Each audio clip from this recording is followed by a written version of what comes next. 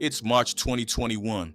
In Woodside, Queens, a 37-year-old Gudelia Vallinas, an immigrant from Ecuador and a mother of two, is walking home from the grocery store. However, what she does not know is that the curb she's on has effectively become a war zone, and at that same moment, a teenager named Dajuan Williams is taking aim at a rival from a competing Crip set nearby. He fires 5 shots and misses his target, but one of those bullets hits Gudelia Vallinas in the head. She's rushed to the hospital, where she's later pronounced dead. But this death wasn't random or some fluke event that nobody could have seen coming. This was the result of a gang that had spent over a decade making enemies with everyone around them, adding conflict on top of conflict, losing control of their own members, and turning Brooklyn streets into a permanent war zone that eventually spilled across borough lines and swallowed an innocent woman whole. To understand how Brooklyn turned into an active war zone and how a mother of two turned into collateral, you have to understand 8-Trey. The story of the 8-Trey Crips in Brooklyn doesn't start in Brooklyn. It starts thousands of miles away in South Central Los Angeles in the mid-1970s, when 2 teenagers named Stanley Tookie Williams and Raymond Lee Washington decided to unite their neighborhood street crews into something bigger. They called it the Crips.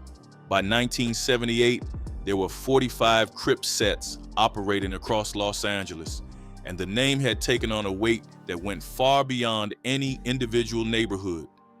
It became an identity, portable, transferable, something that could travel. The roots of that identity run deeper than most people realize.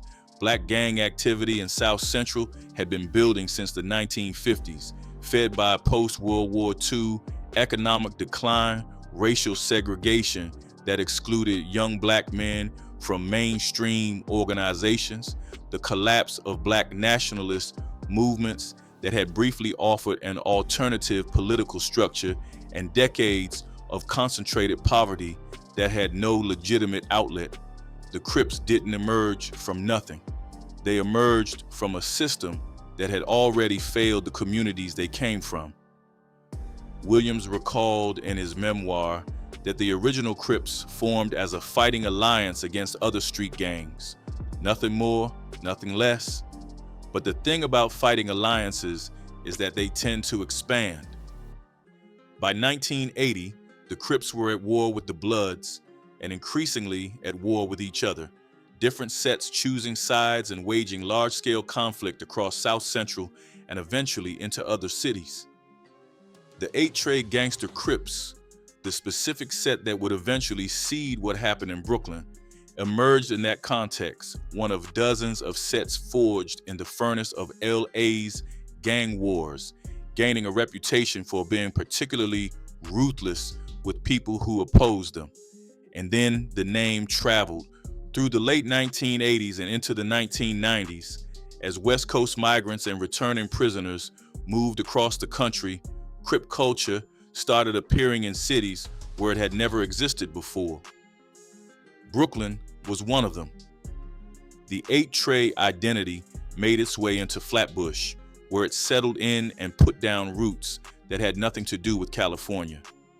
A 2017 federal indictment would later confirm it plainly. The 8-Trey Crips was founded in Los Angeles, but based locally around the Flatbush Gardens housing complex in Brooklyn, operating entirely independently of any West Coast hierarchy. That detail matters because it tells you something about how this crew was structured from the very beginning. They borrowed the name, borrowed the blue, borrowed the mythology, but there was no real organizational connection to the original set. There was no chain of command running from Flatbush back to South Central. What existed in Brooklyn was something raw and more localized, built out of the specific conditions of one particular housing project and the young men who grew up inside it. Flatbush Gardens, which older residents still sometimes call Vonderveer or just Veerside, is a massive complex in eastern Flatbush. Over 2,500 apartments stacked together, built for a different era, aging badly, packed with families navigating poverty and overcrowding, and schools that were chronically under-resourced. The crack era had already reshaped the neighborhood's relationship to violence and drug money across the whole city, and when the large drug organizations of that era collapsed or got dismantled by law enforcement, what filled the vacuum wasn't something more organized, it was something more fragmented. New York Magazine documented this shift closely in 2008, noting that many gangs had proliferated across Brownsville, East Flatbush, and Crown Heights, and that these crews were defined less by drug market control than by personal beefs and neighborhood loyalty. The violence they found was often more stylistic than organizational. That phrase, more stylistic than organizational, is one of the most important things you can understand about what 8-Trey was and what it would become, because the young men who joined this crew weren't enlisting in a disciplined criminal enterprise with leadership structures and defined territories and strategic planning.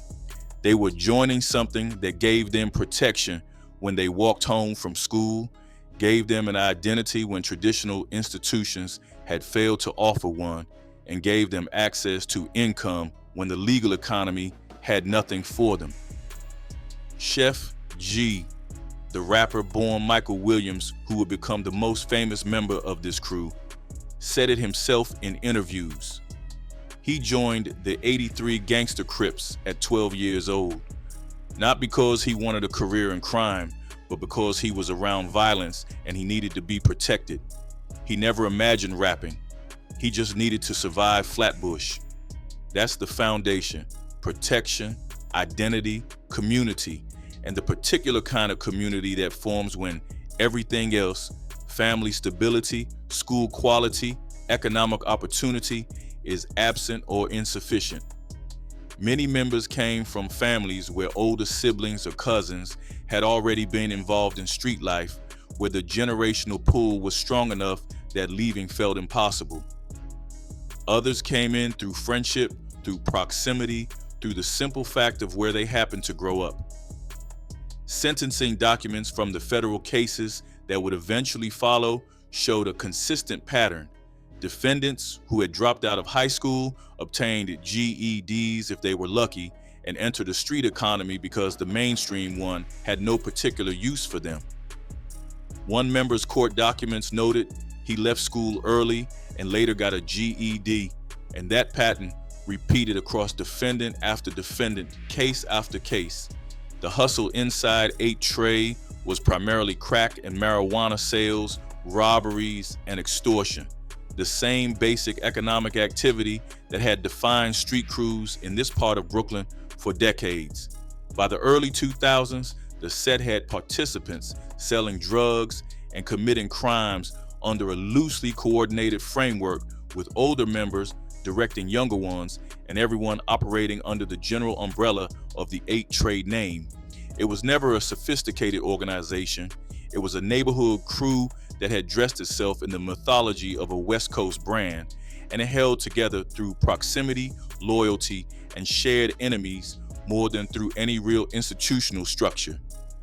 The man who emerged as the clearest early leader of 8-Trey's Brooklyn chapter was Larry Biz Lock Paget. Born and raised in Flatbush, Paget organized local youths around Caton Avenue into what became known as Caton 8-Trey. Under his direction, members committed robberies and sold drugs. A cooperating witness would later testify to this in federal court. He was the closest thing the set had to a centralized figure, the one person whose name appeared across multiple court filings and federal indictments as the architect of the operation. But here's what you have to understand about the structure Paget was running. It wasn't really a structure at all. It was a cluster of semi-independent cliques orbiting a loose, shared identity. Prosecutors would eventually identify distinct subsets: Caton 8-Trey, 40s 8-Trey in East Flatbush, 80s Flossie in Canarsie, and an affiliate crew called 9 Ways operating further into East Flatbush. Each of these operated with its own shot callers and its own agenda, sometimes pooling resources to fight shared rivals, but often acting entirely on their own without coordination or permission from anyone above them. There was no central command issuing orders and expecting accountability. There was just a name, a color, and a general understanding of who the enemies were. Another key early figure was Maliek Squingy Ramsey, who operated as an enforcer, the muscle that got deployed when the leadership needed something handled that couldn't be handled in public. We'll come back to Ramsey because what he orchestrated in 2009 tells you everything about where 8-Trey's internal culture was already heading even in those early years. Within the gang, roles were loosely defined but consistently present. Old heads provided guns, bail money, and institutional knowledge. Younger crash outs carried out the shootings, the robberies, the street-level enforcement. Earners moved drugs and financed the operation. Crystal Williams, Chef G's sister, would later be named among the 9 Ways conspirators, demonstrating that the network extended in directions prosecutors hadn't initially anticipated, and that family connections were woven throughout the crew's fabric. And that lack of structure, that decentralization, was not a bug in the design. It was the design, or more accurately, it was the inevitable result of how this kind of street organization forms when there's no external model to follow, no mentorship from a functional criminal hierarchy, just young men in a housing project building something out of necessity and identity and whatever came to hand. You don't build a tight hierarchy when you're teenagers running a housing project. You build loyalty circles, click by click, block by block. You don't have discipline because discipline requires authority, and authority requires trust. And trust is hard to maintain when people are constantly getting locked up, killed, or paranoid about who's talking to police. This is the setup. This is what 8-Trey looked like before everything got worse. A fractured, localized, loosely organized collection of cliques sharing a name and a general orientation toward violence, operating in a neighborhood that had produced exactly the conditions needed to make a gang like this feel necessary. And that lack of structure, the thing that made them feel loose and adaptive and impossible to fully suppress, would become the exact reason everything eventually spiraled. There's a moment in the life of a street organization when the violence shifts from being a tool to being a culture, when it stops being something you do to protect what you have and starts being something you do because it's who you are, because the violence itself has become the point, the proof, the product. That shift happened with 8-Trey somewhere in the late 2000s, and once it happened, there was no going back. The first major enemy, or at least the oldest documented one, was the gangster disciples, and the origin of that beef is one of those stories that lives somewhere between documented fact and street legend. According to what circulates in Brooklyn forums and street lore, the long-standing alliance between Crips and GDs in New York, known on the streets as the 8 Ball, shattered on August 23, 2008. The story goes that an 8-Trey member known as K.O. robbed a 63 GD at Flatbush Gardens. The GDs retaliated by killing him on the rooftop of Veer, and from that moment, the alliance was dead. The threads, where Brooklyn residents break down this history, describe it as the moment 15 years of war started. Whether every detail is accurate or not, it doesn't appear verbatim in court filings. The story circulated widely enough that it shaped how both sides understood each other for years. In street politics, the story that everyone believes often functions as powerfully as documented fact. What is documented is that by the early 2000s, 8-Trey and Folk Nation affiliated gangster disciples were at open war across Flatbush. And this wasn't a quiet war. It was the kind of war that moves outdoors, that follows people to celebrations and crowded spaces, that doesn't distinguish between a combatant and a bystander. The most devastating proof of that came at Jouvert in 2015. Jouvert is the pre-dawn street festival that kicks off Caribbean Carnival in Crown Heights. Tens of thousands of people pouring into the street before sunrise, one of the most joyful events on Brooklyn's calendar. In 2015, 8-Trey members moved into what prosecutors described as Folk Nation territory near the Ebbets Field houses and confronted rivals. A gun battle erupted. Dozens of shots were fired into a dense crowd of people who had come out at 4 a.m. to celebrate. A man named Kerry Gabay, a Harvard-educated attorney who worked as an aide to Governor Andrew Cuomo, was struck in the head. He had no gang affiliation whatsoever. He was at Jouvert because it was his neighborhood, because it was a celebration, because no one wakes up before dawn to attend a street festival and expects to take a bullet. He was in a coma for 9 days. Then he died.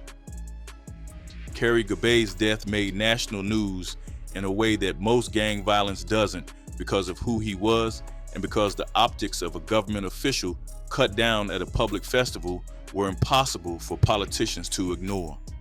3 8-Trey members were eventually sentenced in connection with his killing. But what that death also represented, and this is the part that matters for understanding 8-Trey's escalation, was a preview. A preview of what happens when a crew takes an ongoing war and fights it in public spaces with complete indifference to who else is standing there. This wasn't an ambush that went wrong. This was 2 gangs firing at each other in a crowd and a man with no connection to either of them dying for it. 2 months later, at the Buddha Hookah Lounge in Prospect Lefferts Gardens, Larry Paget walked up to a Folk Nation member named Crispine Dropper Phillip and shot him multiple times at close range. Surveillance video captured the entire execution. An innocent bystander was wounded in the same attack. The reason Paget did it, according to prosecutors, was that he believed Phillip had been involved in the killing of an 8-Trey member in Trinidad, meaning the conflict had already gone international, had already crossed oceans, and was now being settled in a packed Brooklyn club where anyone could have caught that bullet. Paget was eventually convicted of murder in aid of racketeering and sentenced to life in federal prison. But the war he'd helped ignite didn't die with his freedom. It metastasized. Because here's where things shift, and this is where a bad situation becomes an uncontrollable one: the drill era. Starting around 2015 and accelerating hard through the late 2010s, Brooklyn drill rap rewired the relationship between street violence and public image in a way that no previous era of gang culture had quite managed. Music had always existed in the same ecosystem as gang life, but what drill changed was the speed and visibility of provocation. Now you could post a video taunting rivals the same afternoon someone got shot. You could put a dead man's name in a lyric and have tens of thousands of people hear it within hours of upload. You could celebrate a hit and broadcast the celebration to the whole city in real time, turning violence into content and content into clout and clout into currency. Chef G's 2017 track No Suburban, a direct response to rival rapper 22 Jeezy's song, is a perfect example of how these dynamics worked. The music was coded, but the message wasn't, and it circulated in an ecosystem where the audiences on both sides of the beef understood exactly what was being said. But Chef G wasn't just a rapper who happened to come from this neighborhood. According to prosecutors, He was an active and directing participant in the crew's violence, using earnings from his music to pay for guns and compensate shooters, offering money and expensive jewelry to members who carried out attacks. He would later plead guilty to attempted murder and conspiracy. A Brooklyn DA press release was direct about what he had done. He used his fame and financial resources to fuel gun violence in a deliberate, organized way. That last detail is important because it describes something that had become fundamentally true of 8-Trey by the early 2020s. Violence was no longer primarily strategic.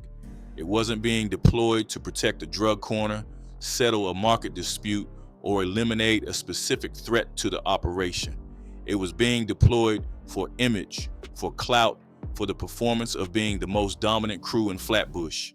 And when you celebrate a shooting at a lavish dinner, which is what prosecutors said Chef G and other 8-Trey and 9 Ways members did after the October 2020 Hawthorne Street massacre, gathering together and hosting a meal to mark the occasion, you are no longer operating in the logic of a criminal organization making calculated decisions.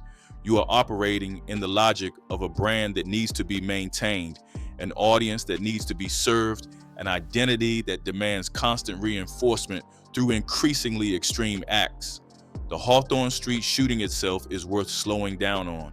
On October 21st, 2020, a gunman named Kamondre Dekatu emerged from the sunroof of a white Infiniti on a residential Flatbush street and opened fire while other shooters fired from the driver's side windows simultaneously. The target was Theodore Sr., known as Sniper Blixky, a Folk Nation-affiliated rapper who had been trading disses with 8-Trey associates and whose music had become part of the ongoing performative conflict between the crews. He was killed. 5 other people were wounded in the same attack. Surveillance footage placed Chef G as the getaway driver. About an hour after the shooting, prosecutors say he sent text messages to associates confirming the kill and shared photos of the victim along with a news article about the crime. Read that last sentence again, slowly. He sent photos of the dead man and a news article about his death to other members of the crew. This is the texture of what clout violence actually is when you strip away the abstract descriptions. Not a strategy, not a calculated war, but a performance that needed to be documented and shared and celebrated. The murder wasn't just the end. The documentation of the murder was the point. And now, because this is the part where it keeps getting worse, add the ICG babies, the insane Crip. Gangsta babies were a subset operating out of what they called the Castle, a cluster of 6-story buildings on East 21st Street in Flatbush, a walk from 8-Trey's core territory. They were mostly teenagers and young adults, an aggressively local crew with their own identity and their own set of wars already in motion. Their conflict with 8-Trey was one of those situations that didn't start as an all-out war, but became one through the pure mechanical momentum of retaliation cycles. On June 30th, 2020, 2 Babiez members, Dajuan Williams and Timothy Spence, left the Castle and walked to 50 East 18th Street, a known 8-Trey stronghold, and opened fire on a group of men standing outside, wounding an 8-Trey associate. Surveillance footage caught them fleeing. Within a short window, there was a retaliatory shooting targeting Babiez members outside their own building. And then again, the 2021 Brooklyn DA indictment of 14 Babiez members listed 11 shootings across roughly a year, and those shootings weren't contained to one conflict. They spread to Structure Gang, to Bergen Fam, to anyone whose territory overlapped with the Babiez war zone. Then in April 2021, someone fired shots at a mansion in Short Hills, New Jersey, a rental where Chef G was staying. The shooting was linked to Babiez affiliates who had apparently obtained the address from someone inside 8-Trey's own network. The retaliation that followed involved multiple shootings and a brutal internal assault on the 8-Trey member suspected of leaking the location. This is the moment that crystallizes everything, an outward conflict with rivals, simultaneously generating an inward purge based on paranoia about who had talked. The crew was now fighting on multiple fronts at once, against the Babies in the streets, against Folk Nation everywhere, and against his own members in private. That internal violence had been present since the beginning. The murder of Nashwaat Johnson in 2009 is the clearest early proof of it. Johnson was an 8-Trey member who prosecutors believed was cooperating with federal investigators looking at Paget. Paget publicly identified Johnson as a potential informant, and Malik Ramsey orchestrated what followed. 2 8-Trey members, Rodney Muscat and Anthony Braithwaite, were dispatched to Georgia and killed Johnson on a highway. He was one of their own. The logic was brutal and simple. The gang's survival required eliminating its own members when they became liabilities. But the effect was to turn loyalty into a form of fear and to create a culture where snitch paranoia wasn't just present, but viral, spreading into every relationship and every interaction. Members who were suspected of cooperation got beaten. Younger members got assaulted based on suspicion, not evidence. The internal violence fed the external violence, and the external violence fed the paranoia, and the paranoia fed the internal violence, and none of it had a stopping point. By the early 2020s, the older leadership that might have imposed restraint was systematically gone. Paget had been federally charged in 2015 and would eventually receive life in prison. Ramsey had been prosecuted. Other figures had rotated in and out of incarceration. What remained was a network of younger members, people observers and prosecutors both described as crash-outs, who had been raised in this culture of performative retaliation, who had seen violence as the primary language of the crew their whole lives, and who now had nobody above them to say stop. At some point, it stopped being a gang and started being a collection of shooters with no direction, no strategy, and no ceiling on what they were willing to do. By 2021, 8-Trey wasn't just fighting one enemy. They were fighting the Folk Nation GDs, the ICG Babies, Structure Gang, Bergen Farm, their own people, and because the conflict had spread out of Brooklyn entirely, rival Crip sets in Queens.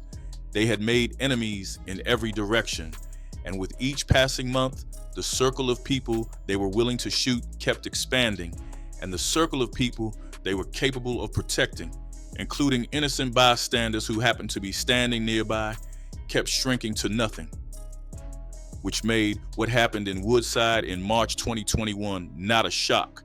It made it the inevitable conclusion of everything that had come before. Woodside is not Flatbush. That's the first thing to understand about where the story ends up. Woodside is a Queens neighborhood built around a public housing complex called the Woodside Houses. Towers overlooking the elevated train lines on Roosevelt Avenue, a community of working families and immigrants who had nothing to do with the wars playing out in Brooklyn. But by 2021, 8-Trey's reach had extended beyond Brooklyn's borders. Affiliates and subsets had formed in Queens, the Woodside 8-Trey Crips on one side, the Astoria Roland Crips on the other, and those subsets brought their conflicts with them into neighborhoods that had never asked to be part of any of this. On that day in March 2021, Dajuan Williams, an 18-year-old affiliated with the Woodside subset, stepped outside with a gun and went looking for a member of the Astoria Roland Crips, also known as the Hip Hop Boys. This was a Crip-on-Crip conflict, one of the many intra-Crip wars that had proliferated as different sets splintered and developed local rivalries with no connection to the original LA hierarchy. Williams fired 5 shots. He missed his target. One of those bullets traveled and found Gudelia Vallinas, who was crossing the street to buy milk for her children. She was struck in the head. She was taken to a hospital. She didn't survive. Queens, D. A. Melinda Katz described what happened plainly when announcing the charges against Williams. An innocent mother buying groceries, killed by a bullet that was fired at someone else entirely. Gudelia Vallinas deserved to walk home. She should have been able to buy milk for her kids and make it back through the door. The fact that she couldn't, the fact that March 2021 ended the way it did, on a Queens sidewalk with a grocery bag at her feet, is the clearest possible proof of what happens when a street organization loses any connection to accountability, to discipline, to the basic recognition that other people's lives have value. In the end, 8-Trey didn't just destroy its enemies. It created a situation where anyone who happened to be nearby could become one.